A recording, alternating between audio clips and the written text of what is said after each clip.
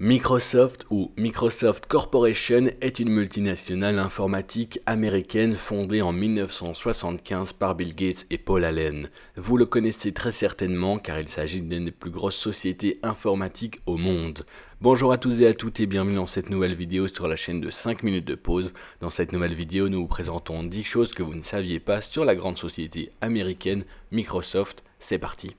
Numéro 1. Microsoft s'appelait à l'origine Microsoft, une combinaison des termes micro-ordinateur et logiciel en anglais. Numéro 2. Microsoft a officiellement ouvert ses portes en 1976. Un gallon d'essence, soit 3,6 litres, ne coûtait à l'époque que 60 centimes de dollars. Gerald Ford était président et David Berkowitz terrorisait New York. Numéro 3. Microsoft n'était pas non plus la première entreprise de Gates et Paul. Entre d'autres choses, ils ont créé une machine informatisée appelée Traf OData pour traiter les données de ces tubes de compteurs de trafic pneumatique que vous avez probablement parcourus auparavant.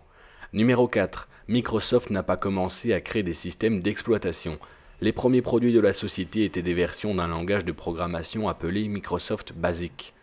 Numéro 5. Les ordinateurs Apple II et Commodore 64, populaires à l'époque, utilisaient des versions de Microsoft Basic sous licence et peaufinées pour ces appareils. Numéro 6. Compte tenu du nombre d'appareils alimentés par Windows, il n'est peut-être pas trop surprenant d'apprendre que des écrans bleus de la mort ont été vus sur des panneaux d'affichage numérique géants, des distributeurs automatiques et même des guichets automatiques.